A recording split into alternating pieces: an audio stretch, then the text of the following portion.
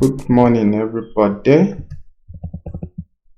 And so basically, what I'm talking about is design thinking for developers. So, as I was saying before, that design thinking is actually an important part of web development or web design, especially on the front end. And here's the reason: our job as developers is actually to execute designs, right? And designers will design based on the way that they think things should be done. They are more focused on aesthetics and function, right? Oh, there should be a blue button here, there should be a floating image here, all of those things just for the best user experience.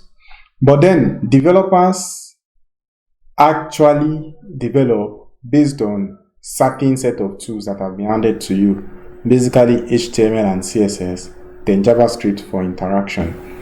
So like I've said before, that our job as developers is actually to execute the design. Of course, you are allowed to critique a design, but our primary job as developers is actually to execute designs.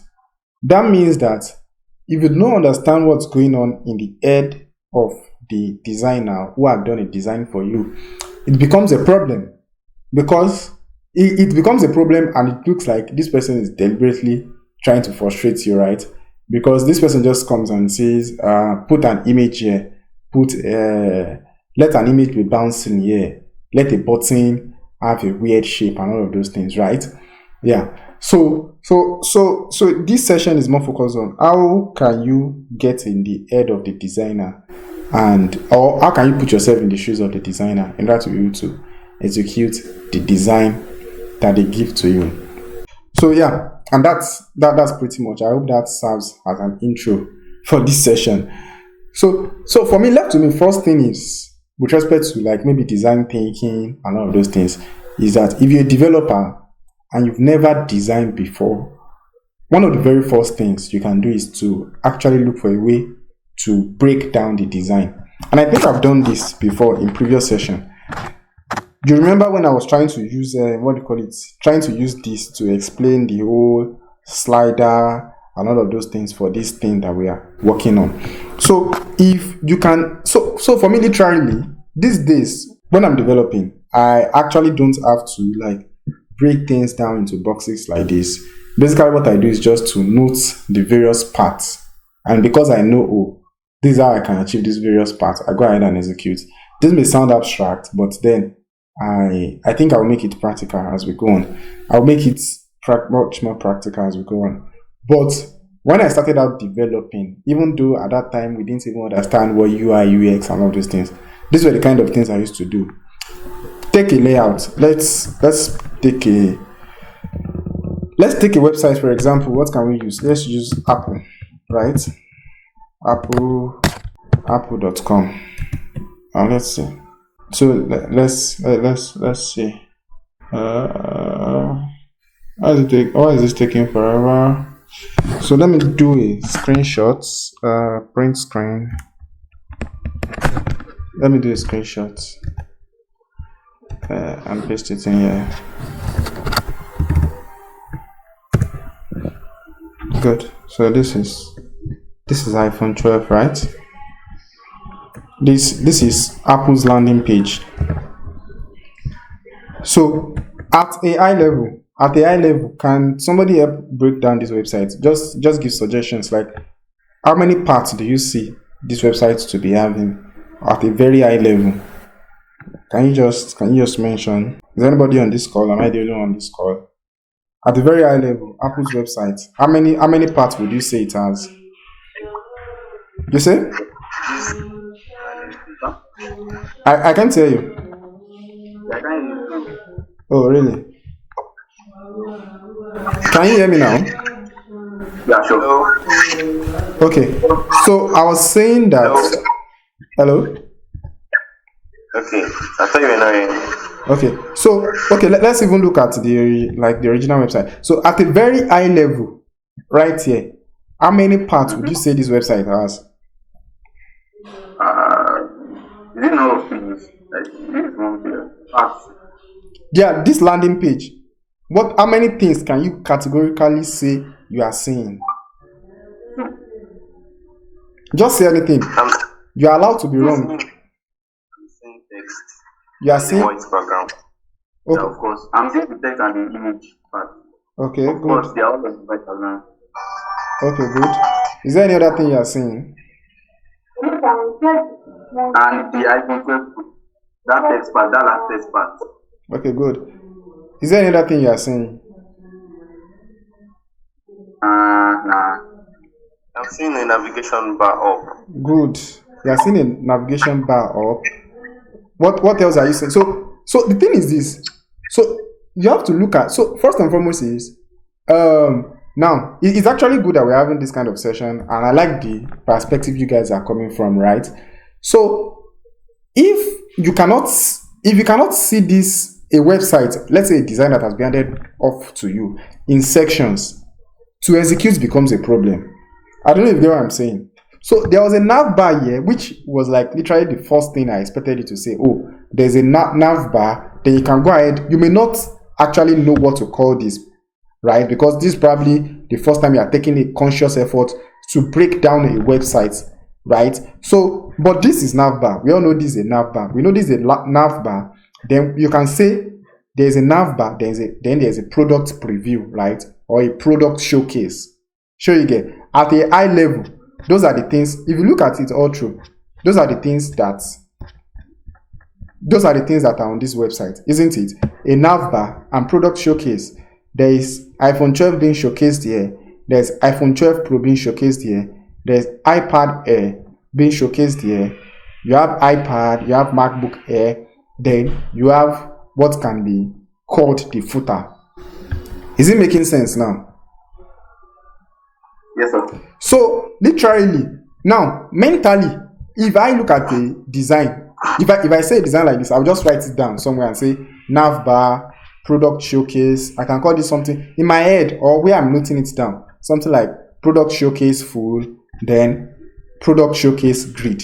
This gets me in the mood of development. Like before I write any HTML or any CSS, that's the first thing I do. So let's do that here now. I'll come over here and draw a bar over the nav bar and call it, let's say, let's just give this guy this orange color.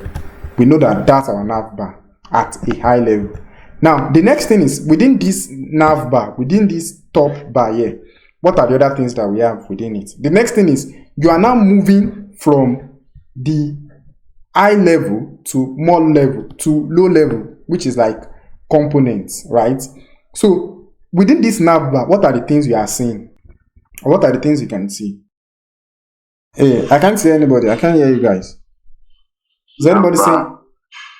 You can see the logo. Good. Logo. The text, the component, and the search bar, and search button. Good. So you said logo, you can see text, and you can see what? Search icon, right? Yeah. So what else can you call this? What else can you call this? This text. I don't want you to use the word text. What else can you call those text? Like links or links. No, good. Links. Or you can say menu items. So this is the nav bar, right? The nav bar contains a logo. It contains a menu, and those menu have items, right? And you have what? You have the search bar, right? Good. So for me mentally, I'm looking at this like mentally what I would do is break this nav bar into 3 parts, which is the logo, menu items, and what? And the search icon. Do you get the gist? Yes. Because the way you will make the way you would interact with the logo is different from the way you would interact with the menu items, and it's different from the way the search icon is working. So what that means is that basically within this nav bar, or within this nav bar, we have 3 things. We have a logo, we have a menu, and we have what? We have a search icon. So basically I can come in here and so mentally I can come in here and say logo, let's just give this guy, and this guy. In fact, we can leave this guy as that, as search icon, and what do you call it? Then come over here and the menu items also. Let's just give that a separate color. Good. So basically, these are our menu item, right? These are nav bar. But then there's another thing. The thing is this: we know that so ideally, if you write your HTML and your CSS, and you just say you want logo, you want icon, this is probably what this will give you. This is what it will give you by default, right? But then these guys are at the center of the screen, isn't it? It's at the center. It's at the center here. Do you get the gist? Yeah. So basically what that means is that you need to what? You need to do a margin left and right of what? Of what value? Center. Auto. There is no margin, there is no such thing as margin center. Margin left. Okay, Margin left and right auto. That's what brings an element to the center for you. Good. So the next thing is this product showcase. What are you saying within this? Can you break this product showcase down into various parts? Break this entire product showcase. Break it into 3 parts. We have the normal introduction, the item 12, and the first. Call it. I want you to give the various parts a name. I want you to give the various parts. That's it. You have what? The header. The header. What is contained in the header? Like the header. There's a text header. Okay. Okay. After that, we have a link. There's a subheading. Good. Yeah, and we have an image. So we have an header. We have an header or a heading, a subheading, a link, and an image. Yeah. Good. And of course it's on a background. It's on a background, right? Now, the interesting thing is for this particular case, you can reuse this particular layout because the only thing that is changing is what? Is the text and the background color. This text, in terms of layout, you can reuse this because basically what you have is title or heading, subheading, link, then image. Heading, subheading, link, image. Heading, subheading, link, image. So if you are going to write your CSS, it means that you should actually be using the same CSS or the same HTML layout and the same CSS rules for these 3 sections, right? The only thing that will be changing is that on this particular iPhone 12, let's say for example you say product preview, then there will be a product preview dark or a product preview black. That we have what? A background of black, right? So what does that tell you? So really breaking down this design tells you maybe 2 or 3 things, right? That the designer simply is repeating the same thing for these 3 sections. I don't know if you get what I'm saying. Am I the only one on this call? Hello, can you guys hear me? Yeah. Sorry, but you is my. Okay. I said I get it. Yeah. So that means that the designer was trying to, trying to achieve essentially the same thing across board, right? So it means that if you want to develop this, you know that time that you write CSS, that you write iPhone 12 separately, iPhone 12 Pro separately, iPad Air separately, right?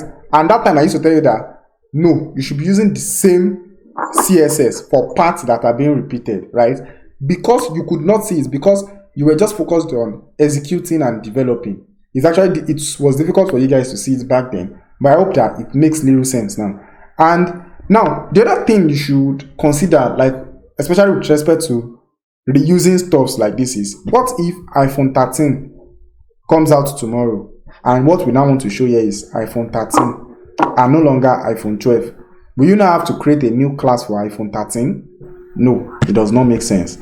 So let's come back to our design here. So we have heading, and we don't just have heading. We have a heading that is centralized. basically that one will say text align center, right? Heading. So let me do this. So there is the body. There is the body. There is heading. This may be difficult to visualize. There's heading. The idea that is coming to my head right now. You people should just pray that it should not come to my head finish, because if it comes to my head finish, you people will have to develop this iPhone landing page. In fact, that's the next task. So, this guy, then there's a link. Right? Then there's an image. You people said no wahala now, so that's the next task. You guys are submitting next week. Good. Yeah, and there's an image, and it's basically the same thing. That this there's something called components in Figma. So I can make this a component here in Figma. I've made this a component, and I can now repeat it. No, I can now repeat it. You know the interesting thing about components is this. Let me show you something. And this is the way you should be thinking, like when you are developing also. If I adjust the size of this guy, see something, no? Can you see what's happening to this one that is down? Hello? Is anybody still here? No, I'm not. So it's reduced with it. Like if I adjust this guy, you can see the way it's adjusting. If I adjust it. Yeah. So what that means is that if you are developing also, and you suddenly say you want to change the font size of your heading, it means that all the font sizes should be changing together. Because really, if you do not understand the fact that the designer that has designed this thing, that suddenly said, oh, we are no longer using 64 pixels for this heading. We are now using let's say 32 pixels, right? When he's designing in Figma, he simply needs to make that change once, and it will affect all the components that have that property. So you as a developer, you should also be thinking in a way such that your components are reusable. Do you get the gist? So if I adjust this, it affects the one that is also below, right? Yes. Good. You people will develop this website in the mighty name of Jesus, and it will be mobile responsive too.